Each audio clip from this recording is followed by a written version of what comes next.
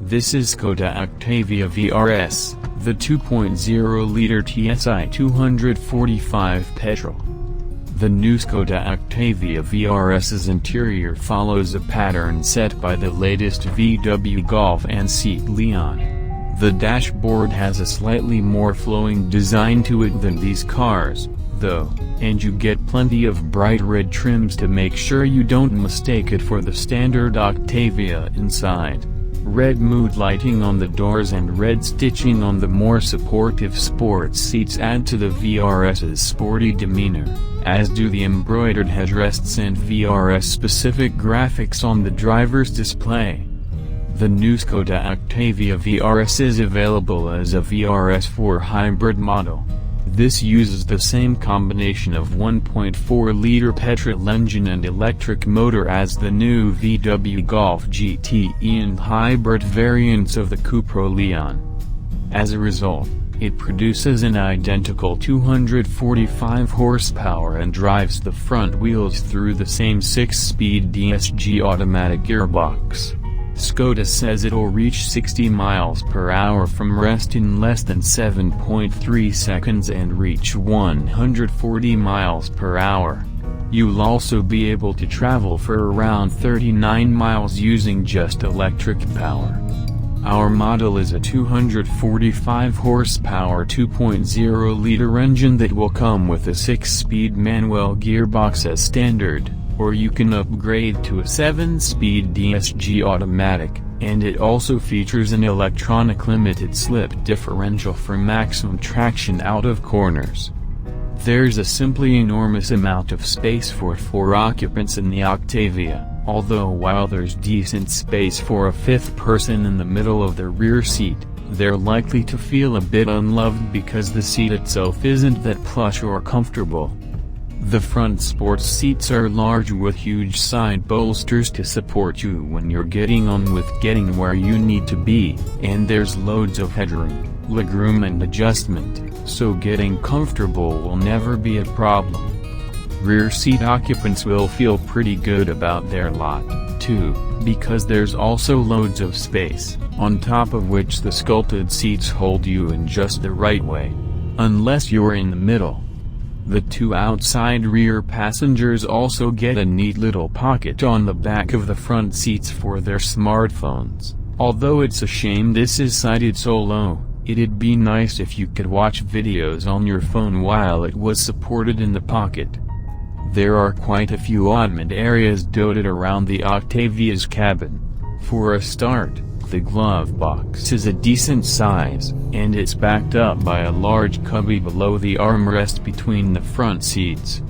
The center console also contains a lidded area with 2 cup holders, which also have rubber grippers to hold a bottle steady. Ahead of the gear lever sits a flat area for your smartphone, and it also contains a couple of USB sockets so you can charge it up. There's another little storage area by the driver's right knee, and the door pockets are truly enormous. Better still, they're aligned so that the stuff in them doesn't rattle. In the back, the door bins are also large and lined, and the central armrest features a couple of cup holders. As with any OCTAVIA, the boot is enormous, allowing you to carry a full 600 liters of stuff. The only slight gripe is the fact that there's nowhere to stash the parcel shelf below the floor. The boot is a decent shape, and there are all the usual hooks and lashing points to make sure everything remains where you put it, even during a spirited drive home. The seats fold down with just a tug of a lever on the side of the load compartment, but there's nothing clever about them, so the backrests simply sit on top of the cushions, and so leave a small ridge in the boot floor. It just means that you'll need to lift large and heavy items over the ridge when sliding them into the boot.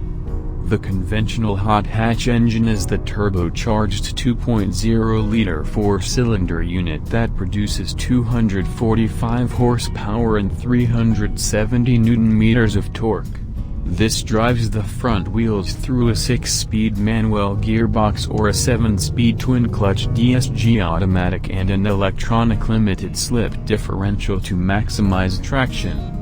The second engine choice is a 2.0-liter 4-cylinder turbo diesel that generates 200 horsepower and 400 Nm, and you can have this as just front-wheel drive or with 4-wheel drive.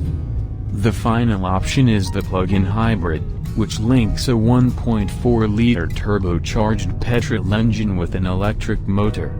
This combination generates 245 horsepower and 400 Nm. This is a front-drive-only powertrain. A 7 kW wall charger will top up the batteries in a couple of hours, which will allow you to do around 39 miles on electric power alone. The 2.0-liter petrol engine is pretty punchy, and feels like it will easily match Skoda's performance claims.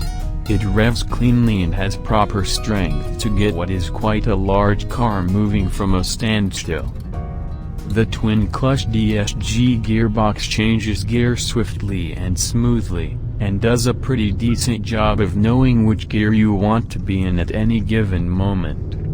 The Octavia VRS's suspension is stiffer and 15 mm lower than that in lesser Octavias, and you can really feel the difference.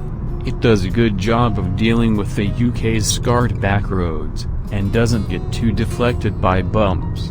The body remains under total control at all times, too, so you don't have to put up with any unseemly pitching and rolling.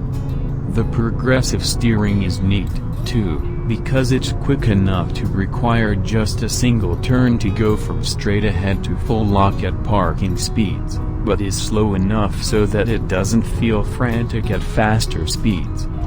Having said all that, a Volkswagen Golf GTI, with which the Octavia shares many parts, definitely feels sharper and more involving, and a Honda Civic Type R is a whole load sharper still. The Octavia also suffers from some unpleasant wheel hopping when you put your foot down in slippery conditions. Not nice.